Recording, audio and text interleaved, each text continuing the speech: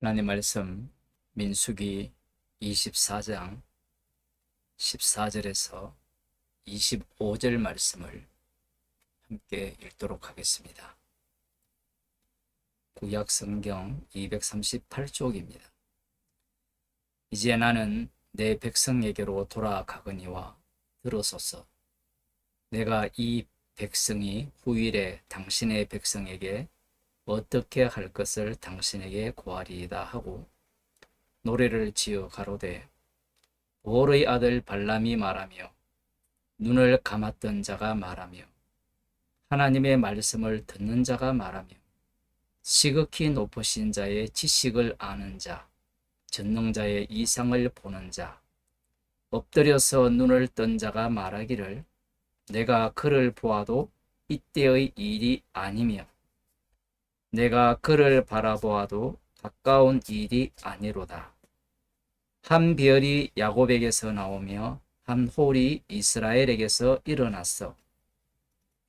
모압을 이편에서 저편까지 쳐서 파하고 또 소동하는 셋의 자식들을 다 멸하리로다.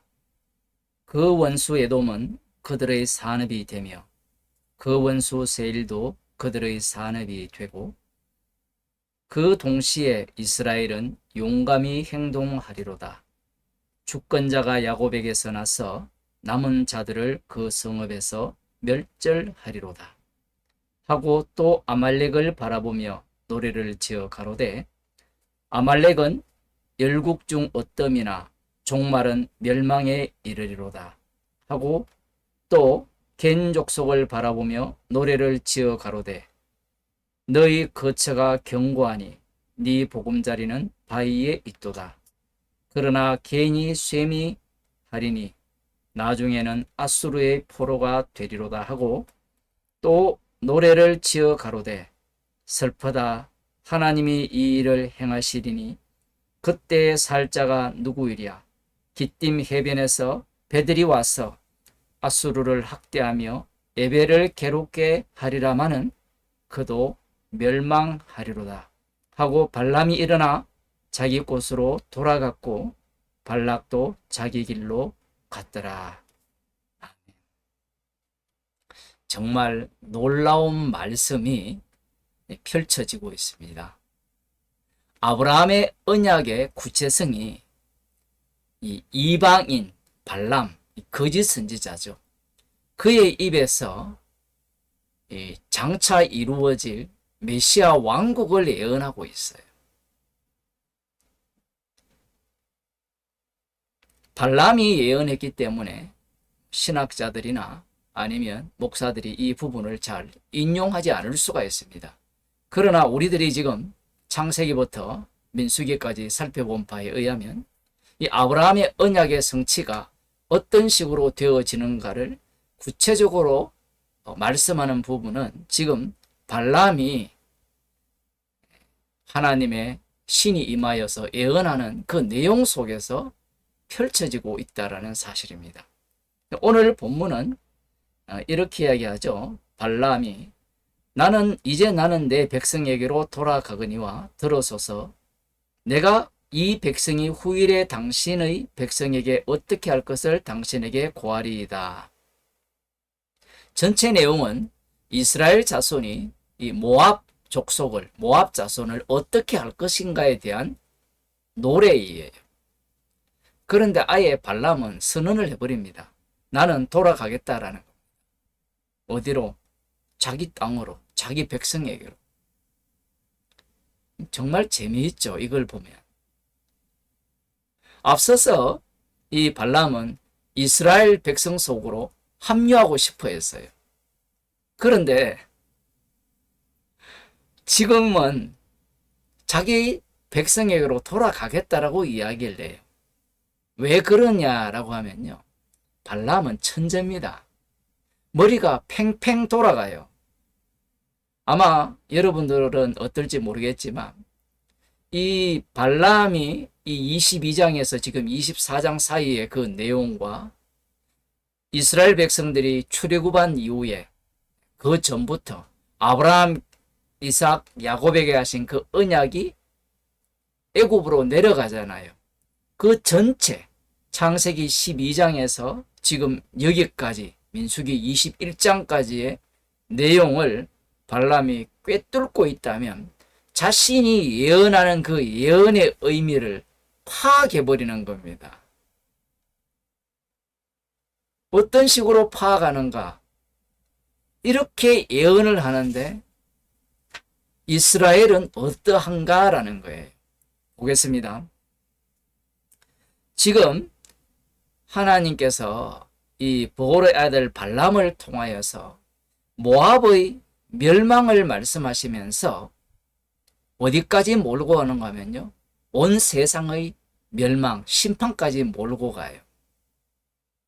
하나님께서 일하시는 방식이 이래요. 이사야 선지자를 보게 되면, 이사야서를 보게 되면 예루살렘의 멸망을 갖고 그 주변 나라에, 이사야 15장에도 이 모압의 심판에 대해서 나오거든요. 모압뿐만 아니라 아수르의 심판, 바벨론의 심판, 전 온 세상의 심판이 다 확산이 됩니다. 근데 여기에서는 지금 모압의 심판을 바탕으로 하여서 이스라엘의 심판, 그 심판만이 지금 여기에서 계속해서 예언되어지고 있다라는 거예요. 그래서 남는 사람들은 누구냐? 남는 사람은 누구냐라고 하면 이스라엘이에요. 그 이스라엘이 남느냐? 그것도 아니에요. 이스라엘에서 솟아난 한 별, 그 별에 의해서 심판받는다는 거예요. 조금 내용을 보면 보홀의 아들 발람이 말하며 눈을 감았던 자가 말하며 하나님의 말씀을 듣는 자가 말하며 지극히 높으신 자의 지식을 아는 자, 전능자의 이상을 보는 자, 엎드려서 눈을 뜬 자가 말하기를. 지금 이 내용을 두 번이나 이야기를 하잖아요. 두 번이나 얘기한다는 것은 중요하다라는 거거든요.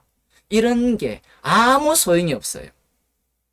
무슨 얘기인가 하면 하나님의 말씀을 들었다, 지극히 높은 자의 지식을 알았다, 전능자의 이상을 본다, 엎드려서 눈을 뜬 자가 말한다, 예언을 한다. 이런 것들이 아무 소용이 없어요. 나중에 이스라엘이 말씀의 이스라엘 백성들이 되잖아요. 그들이 하나님과 동행을 하면서 체험했던 것들이 과연 소용이 있느냐라고 할 때는 아무 소용이 없거든. 이 발람도 마찬가지입니다. 발람이 지금 이런 이야기를 하면서 자기를 뽐내는 겁니다.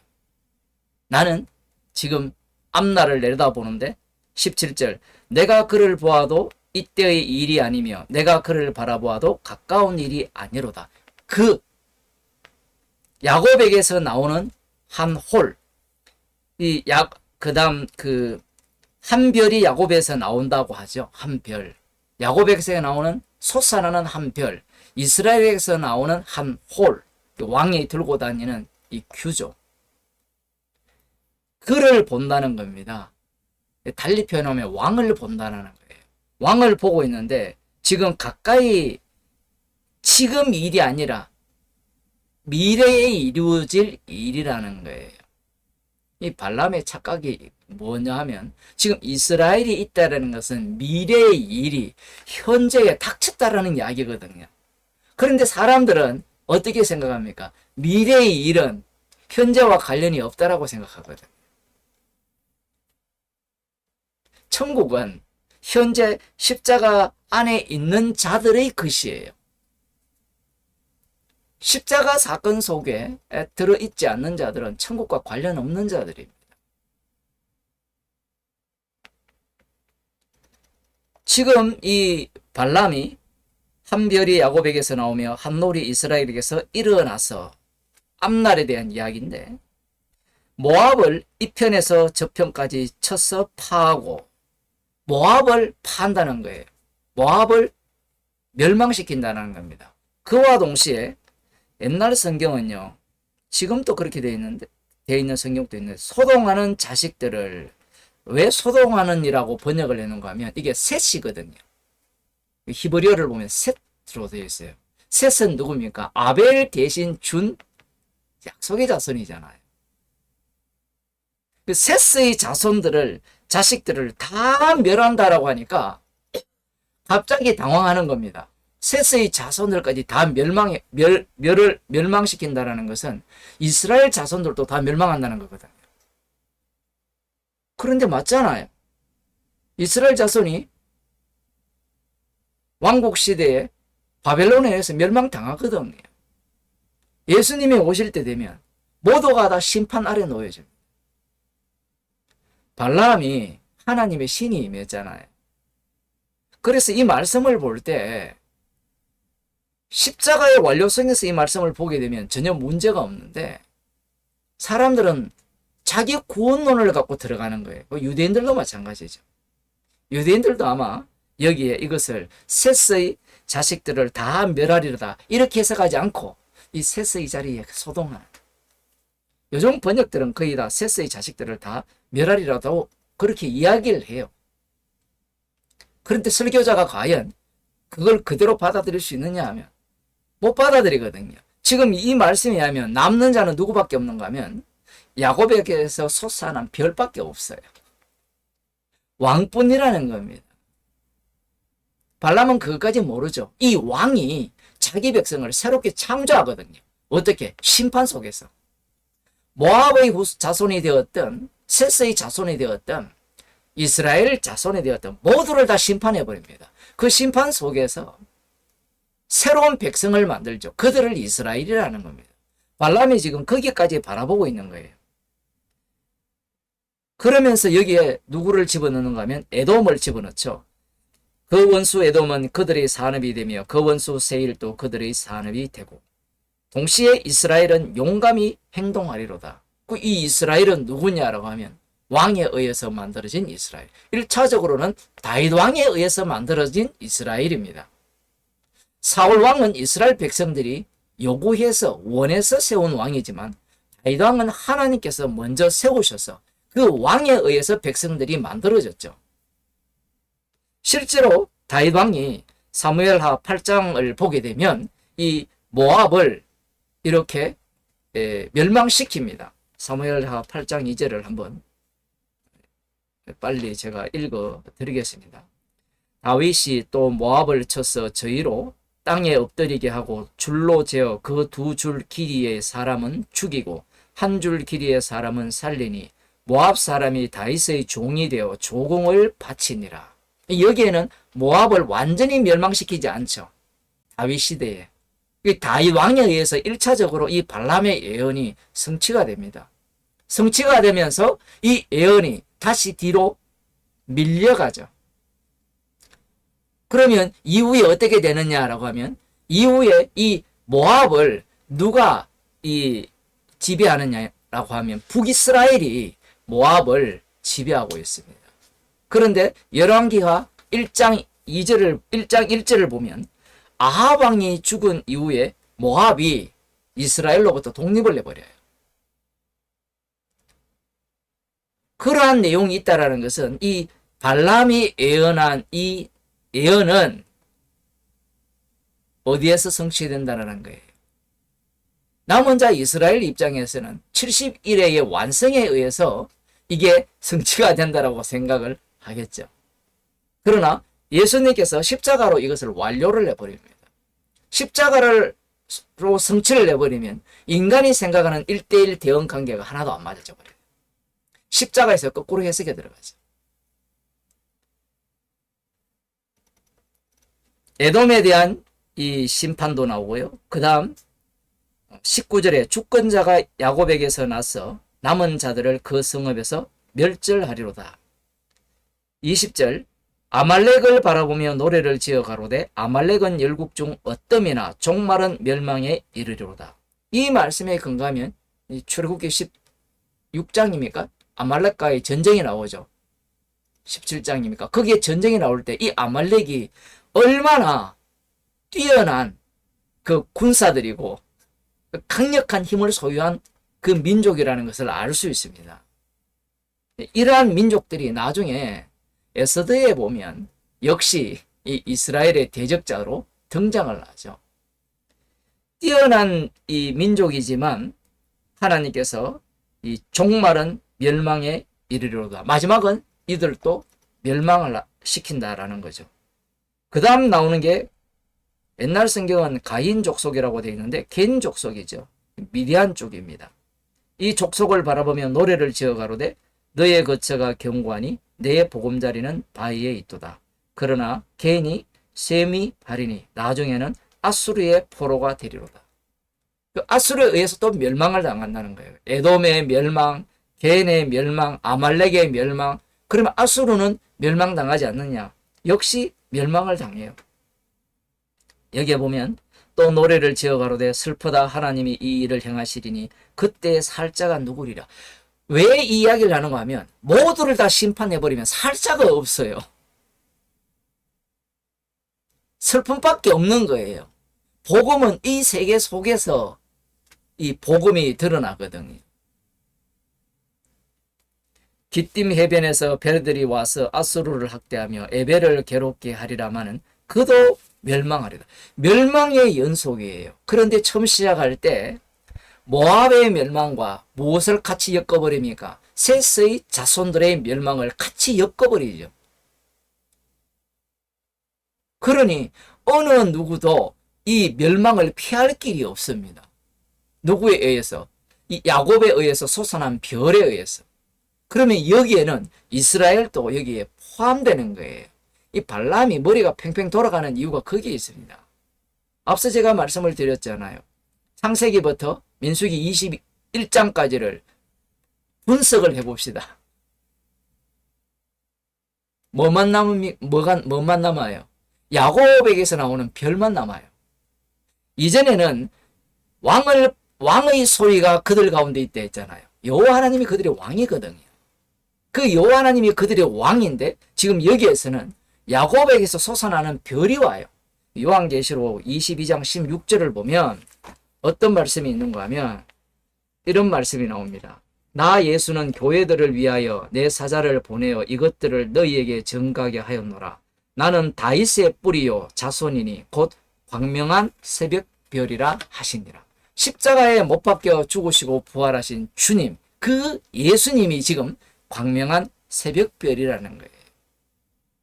그분만이 지금 남는 겁니다. 그러면 나는 뭐냐라는 거예요. 지금 이 내용을 미리 간파하고 예언을 하지 않는다 할지라도 앞서 이 이스라엘에 대해서 축복을 했잖아요.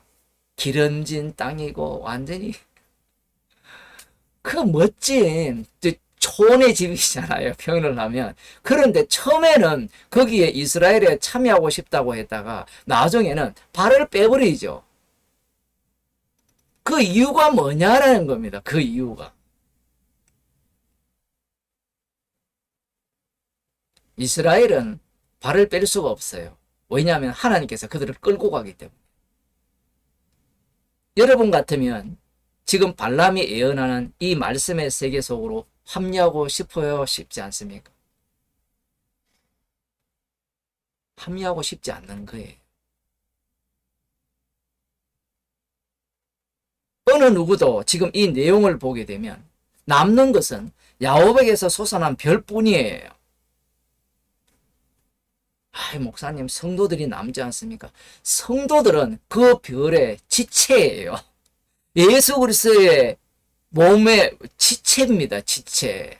그 모두들이, 그 성도들은 예수 그리스도를 전가하는 자들이에요. 십자가를 전가하는 자들입니다. 나라는 게 없어요. 사람들이 꼼수를 부리잖아요. 나는 죄인입니다. 뭘 해도 죄입니다. 그러면서 자기 방어를 하는 거예요. 좀 이런 말씀을 봐야 돼요. 발람을 봐야 돼요. 남는 게 없으니까 어떻게 합니까? 나는 내 백성에게로 가겠다라는 거예요. 원래 어느 누구도 이 발람과 같은 사고방식에서 벗어날 인간이 없습니다. 이스라엘도 마찬가지죠. 그런데 주님께서 강제로 끌고 가잖아요. 강제로. 완전 토끼몰이잖아요. 나중에 신명기에 보면 여호와 하나님께서 친히 앞장서서 불과 구름 기둥으로 인도하셨다 하거든요. 왜 인도만 하셨습니까? 가만 안 두잖아요.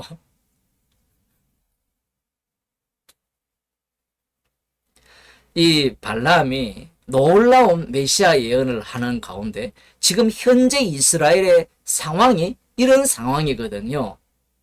지금 이걸 연결해서 보지 않으면 이 말씀이 이해가 안 돼요. 나중에 그럴 것이다. 사람들이 나중에라는 것은 망상을 하거든요. 망상이라는 게 뭔가 하면 나중에 그럴 것이다면 사람들이 이 말씀을 보면서 무슨 생각을 하겠습니까? 야곱에게서 한 별이 솟아 나올 건데, 왕이 나올 건데, 그 왕이 모두를 다 진멸한다는데 나는 그 속에서 살지 않습니까? 이렇게 생각하는 거예요. 그런데 이스라엘을 보세요. 지금 40년 광야길이 거의 끝나는 시점에서 20세 이상의 장정들을 하나님의 장정이 아니고 하나님의 여호와의 군대입니다. 군사들을 다 진멸해 버렸어요.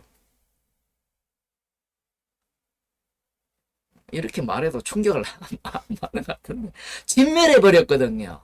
그러면 남는 건 뭐냐? 여호와 이름만 남는 거예요. 그러니 발람이 여기에 들어가고 싶을까요? 안 들어가고 싶을까요? 안 들어가고 싶은 겁니다. 지금 그래서 이 앞부분과 뒷부분 달리 말하면 다시 표현하면 14절에 이제 나는 내 백성에게로 돌아가거니와 이렇게 말을 하고 그다음 25절에 발람이 일어나 자기 곳으로 돌아갔고 발락도 자기 길로 갔더라. 이 내용을 앞뒤에 이렇게 말씀하시는 이유가 있어요.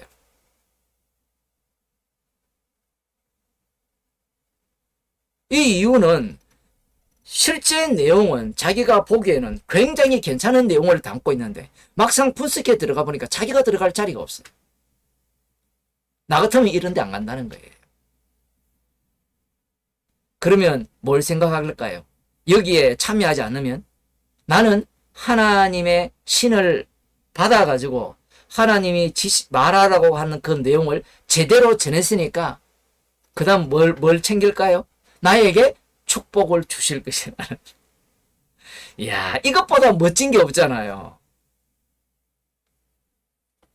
고린도전서 9장 23절을 보고 마치겠습니다.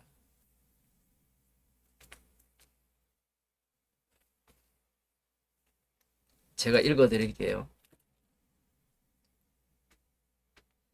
내가 복음을 위하여 모든 것을 행함은 복음에 참여하고자 함이라. 이렇게 나오거든요. 복음을 위하여 모든 것을 행하는 겁니다. 복음은 아들의 복음이거든요. 그 복음에는 뭐가 있습니까?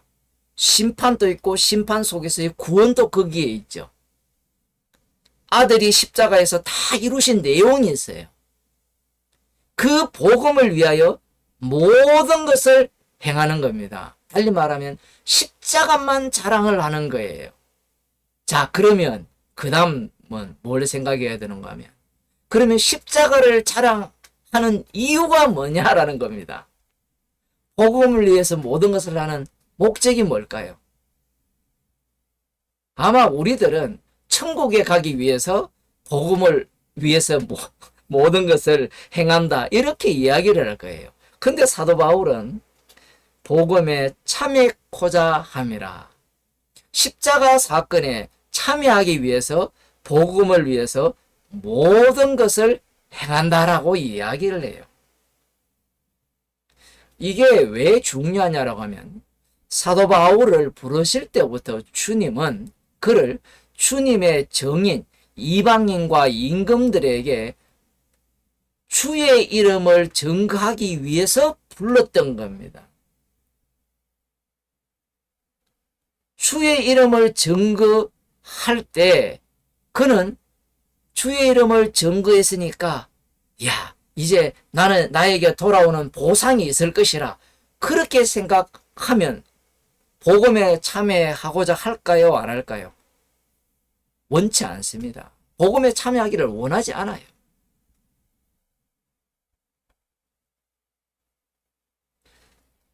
복음을 위해 모든 것을 행했으니까 나에게는 더 이상 복음에 참여하는 것은 빼주시고 이제 하나님께서 나를 좀 쉬게 해주시고 이 땅에서도 복을 누리게 해주시고 그러한 것들을 기대하는 거예요.